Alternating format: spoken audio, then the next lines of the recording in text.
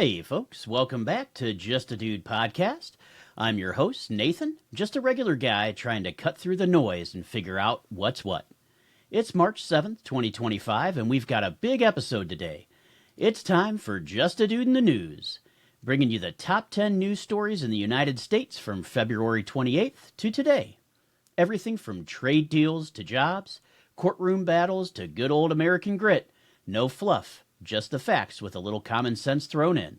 So grab your coffee, kick back, and let's get into it. Kicking things off, President Trump made a solid call on March 6th, signing executive actions to delay tariffs on Mexico and Canada under the USMCA deal. This came after he dropped a 25% tariff bomb on their imports on March 4th. This had folks worried about prices spiking at the stores. But then he pumped the brakes, giving both countries until April 2nd to tighten up on border security and fentanyl trafficking. It's a practical move, tough on trade, but smart enough to keep negotiations alive. Trump's been all about fair deals since he took office again. He hit China with a 10% tariff in February, and steel and aluminum duties are still coming March 12th. This delay with our neighbors shows he's not just swinging wild. He's got a plan. Commerce Secretary Howard Lutnick, it's about making trade reciprocal and stopping drugs at the source. Sure, the markets took a dip, Nasdaq's down a bit, but that's just Wall Street overreacting. Fentanyl seizures dropped 41.5% in February, so maybe this pressure's working. Down at the border, it's real life, not just numbers. Truckers in Tijuana were jammed up on March 4th when the tariffs hit, but the delay on March 6th gave them a breather. Canada's lumber guys and Mexico's auto part folks are still on edge, though. April could bring the hammer if talks flop. Look, free trade's great, but it's got to be fair. Trump's pushing hard to protect American jobs, and I respect that. The left's crying chaos, but sometimes you got to shake things up to fix what's broken. Here's my take. Trump's playing chess, not checkers. He's got China watching, promising retaliation, and our neighbors scrambling to comply. It's not perfect. Businesses hate uncertainty, but it's a step towards leveling the playing field. We've been getting the short end of trade deals for years. You think this is the right tact? Or should he just rip the Band-Aid off? Let me know what you're seeing out there. Next up, the jobs report dropped today, March 7th, and it's decent news. The Labor Department says we added 151,000 jobs in February. That's not bad. It keeps the economy humming anyway.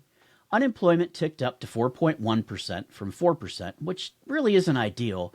But here's the thing. Those big federal layoffs Trump's pushing haven't even hit this data yet. That's coming in March, and it's part of a long overdue trim of government fat.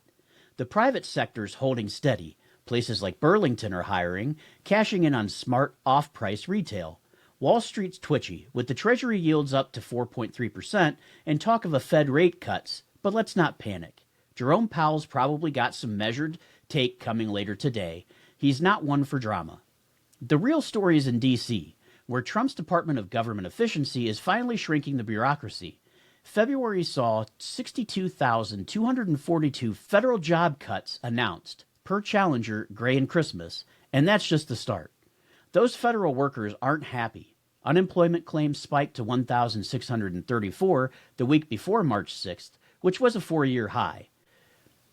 New York's Governor Hochul's offering them jobs upstate, which is a fair shot at a soft landing. Look, I get it. Losing a job sucks. I've been there. But we've got a $35 trillion debt, and taxpayers can't keep funding bloated agencies. Critics say it's harsh, but I say it's about time someone tackled the waste. The private sector's where real growth happens anyway, not in cubicles in D.C.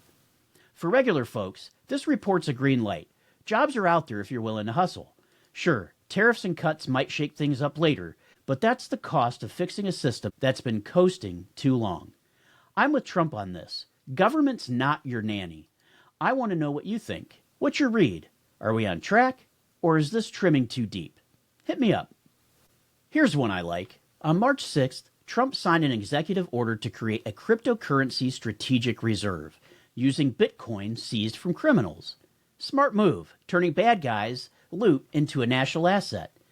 He's telling the feds to build it up budget neutral, so no new taxes, just whatever they nab from busts. It's bold, forward-thinking, and has the crypto crowd cheering. It's definitely outside of the box thinking.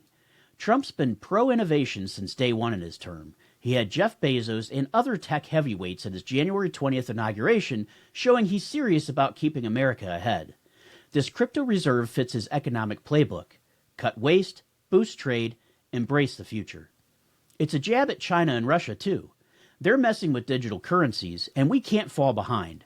If it stabilizes Bitcoin, even better. Less of that roller coaster nonsense. Now, the naysayers are out in force. Internet posts on March 7th asked how much Bitcoin we've even got. Silk Road hauls were big, but numbers are fuzzy. Some worry it'll tank and leave us holding a bag of digital nothing. That's a fair point, but I'd rather see us take a swing than sit on our hands. Trump's not dumping taxpayer cash into it either, so if it flops, it's just forfeited assets, not our wallets. Critics call it a gimmick, but I call it creative. For us regular folks, this could mean crypto's here to stay. Maybe your 401k gets a Bitcoin boost someday. It's a gamble, sure, but America's built on taking smart risks. Trump's betting on tech to keep us competitive, and I'm here for it. What's your take? Is this a winner or too out there? Let's switch gears a little bit. On March 6th, Sean Diddy Combs got hit with a new indictment adding forced labor to his legal woes. Reuters says it's tied to his business ventures, Bad Boy Entertainment and the like. This guy's been dodging lawsuits for months now, but this one's pretty heavy. Court docs dropped late that day, and it's not pretty. Serious allegations that'll play out in court. Diddy's been in the spotlight for all the wrong reasons lately. Assault claims, shady deals, you name it. The new charge says he's strong-armed people into working under awful conditions. His team's denying it, calling it a pile-on, but the feds mean business. X was split on March 7th. Some say he's getting what's coming, others think it's overblown. Even Sam Bankman-Fried piped up from prison calling Diddy kind. Yeah, okay, Sam, stick to your cell. This blew up midweek, March 6th, right as Trump was juggling tariffs and crypto. Diddy's lawyers were scrambling while the rest of us were just trying to keep up. If he's guilty, it's a big fall. Decades in the clink. But let's hold off. Innocent until proven guilty, right? The timing's nuts, though. With all this other news, Hollywood's always got drama, but this feels next level. Here's my stance. Law and order matter. If Diddy did this, he's got to pay. Fame doesn't get you a pass. But I'm not buying the hype till the gavel drops. For regular folks, it's a reminder. Build your empire clean, or it'll crash hard. What's your gut say? Guilty or getting railroaded? Drop me a line. Again on March 6th, Reuters reported federal workers are suing over Trump's mass layoffs. Class action type of stuff, claiming they got a raw deal. This ties to his Department of Government Efficiency, or DOGE, slashing jobs to shrink the federal agencies. February alone saw 62,242 cuts announced, and these folks are mad. I get the frustration, but let's look at the bigger picture here. Trump promised to drain the swamp, and that's exactly what he's doing. 62,000 fewer bureaucrats is a start. Unemployment claims for the federal workers hit 1,634 the week before March 6th, which is high, but not Armageddon. Elon Musk's out there in a tech support shirt backing the cuts. And I got to tell you, I'm with him. Government is really way too big. New York's offering jobs to these folks, so it's not likely they're abandoned. Still, losing your gig stings. I feel for him. I've been there. The lawsuits say Trump's breaking rules, civil service protections, and due process. But posts on the internet on March 7th back that up. But the feds argue it's all legal. Look, I'm no lawyer, but executive power is definitely broad. And we've got a debt crisis of $35 trillion, and that ain't chump change. Critics like ex-FEMA CFO Mary Comins, fired in February, say it's political. Maybe, but waste is waste. These cases might drag on, maybe hit the Supreme Court. Good luck to them. For us taxpayers, I see this as a win. Less bloat and more accountability. Sure, it's messy, but reform always is. I'd rather see lean government than keep funding inefficiency. Recent polls show that 54% of those polled said that Elon Musk and Doge should influence government spending and operations. And when asked if they approve of Trump trying to cut staff at government agencies, 51% of respondents said they did. You buying these workers' case? Or is this just the cost of fixing D.C.? Let me hear it. This next story is a tough one. On March 7th, CBS News dropped grim updates on the murder of Sam Nordquist, a transgender man from Minnesota. He was held captive and tortured in New York motel for a month before dying in February. New evidence hit today, and I gotta tell you, it's awful. Suspects are in custody, and it's shaking folks up. Justice needs to move fast here. Nordquist vanished in January, and by February he was gone. Brutal stuff. The March 6 court filings brought witnesses and hard proof, pushing this into the spotlight on March 7th. The internet was full of anger. Some call it a hate crime. Others say it's personal. Either way, it's a tragedy. Cops are digging in, but the why's still unclear. Hate, revenge, or something else. We'll see what sticks in court. This hit while Trump was juggling tariffs and jobs, almost slipped under the radar. Nordquist's family's been pushing since February, and today's news proves they're not letting up and are finally getting some answers. It's definitely a gut punch. Nobody, and I mean nobody, deserves this. Period. X posts on March 7th demanded answers, and I'm telling you, I'm with them. Law and order's got a hold. Hate crime or not, this is pure evil, and the perps need to face the music. As a regular Joe, this hits hard. Life's too short for this garbage. If it's hate-driven, we've got work to do as a society, but let's not jump the gun. Facts first. I can't say who deserves what penalty. That's above my pay grade, but justice better be served. What's your take? How do we stop this kind of thing from reoccurring? Hit me up. Let's get that conversation going. Back to March 4th, Trump's first big speech to Congress this term, and it was definitely a show. He laid out 6 weeks of wins, federal cuts, border security, economic moves. Then, Representative Al Green got hauled out for yelling. Classic D.C. drama. PBS fact-checked it on March 5th, and X was still hot about it on March 7th. Trump's not messing around, and I gotta respect the hustle. He hit hard, said 21 million murderers and traffickers crossed under Biden. PBS pegs it at about 10.4 million encounters, 4.5 million expelled, still a mess. February border arrests dropped to 8,300, the lowest ever recorded, thanks to his policies. Green's outbursts, tariffs, or immigration, who knows, just proved the left can't handle the results. J.D. Vance and Mike Johnson kept cool while the circus played out. March 5th showed the split for sure. Some loved Trump's grit, others whine he's too brash. Fact-checkers nitpicked, but X posts on March 7th backed his vibe. America first, no apologies. China's threatening tariff payback, and federal workers are suing, but that's what winning looks like, pushback. Green's tantrum was just noise. Trump's focused on fixing what's broke. For us regular people, it's refreshing that someone's finally fighting for the country and us, not just their image. Sure, it's loud and crass sometimes, but quiet gets us nowhere. I'm cautiously Team Trump for now, looking for results over optics. Are you vibing with the speech, or do you think it was too much? Let me know. On a lighter note, Queen of the Ring premiered today, March 7th. It's about Mildred Burke, a 1930s wrestler who crushed it in a man's world. The first female athlete to earn $1 million.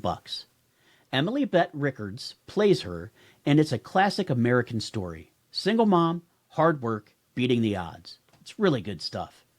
Burke was a trailblazer. She ruled wrestling when women were sidelined. The film's gritty, showing her balancing kids and body slams while taking on sexism. X posts on March 7th loved it.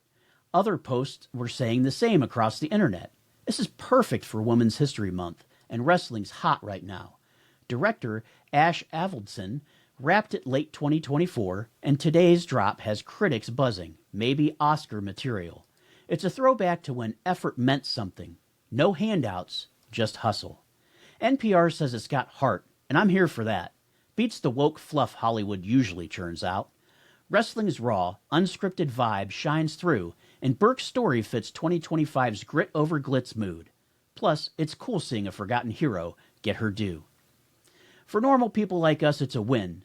Proof hard work pays off, no matter the era. I might catch this weekend. I definitely need a break from tariffs and crime. Are you going to see it? Think it'll hold up, or just another biopic? Drop your take. Quick heads up, daylight saving time starts this weekend. Clock spring forward Sunday at 2 a.m., lose an hour, gain some evening light. It's that yearly hassle we all grumble about, but it's here. So let's deal. It's an old habit, World War I energy trick per NPR. Internet posts on March 7th were kind of split on this. Some love the extra daylight, others hate the sleep hit. Studies say it's outdated, and I gotta tell you, I agree. Why mess with nature? Arizona and Hawaii skip it, and Congress keeps kicking the can. Typical. If they can't make or spend money on it, they won't vote for it. This hits amid a wild week.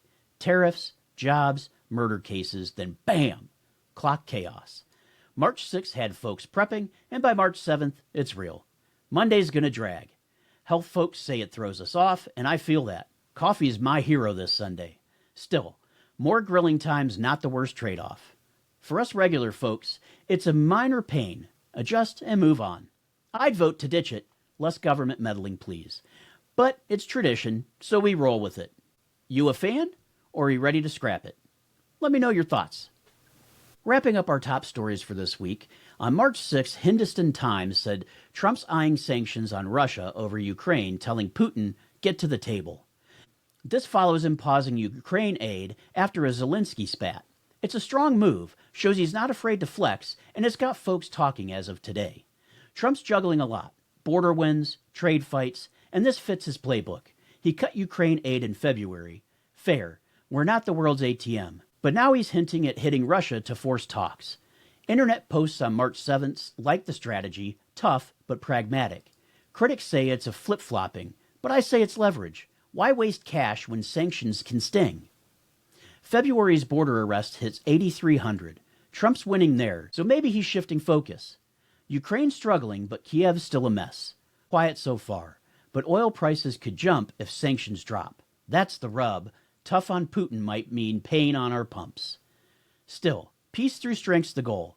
For us, it's about priorities. America first doesn't mean ignoring the world, just playing it smart. I back Trump here. Sanctions beat endless aid checks. You think this will work, or just stir the pot even more? That's a wrap, folks. The top 10 news stories from February 28th to today. Trade, jobs, crypto, justice, grit. It's been a week. Thanks for tuning in to Just a Dude podcast. Drop me your thoughts. You can email me, hit me up on X, Facebook, Instagram, TikTok, wherever. Don't forget to join us this next Monday on March 10th as we had a chance to speak with Jim Marshall. He's the inventor of Septemics, a way to move through life without emotion. You won't want to miss his unique take on relationships. Until then, keep working hard and thinking straight. I've been Nathan for Just a Dude podcast. Catch you next time.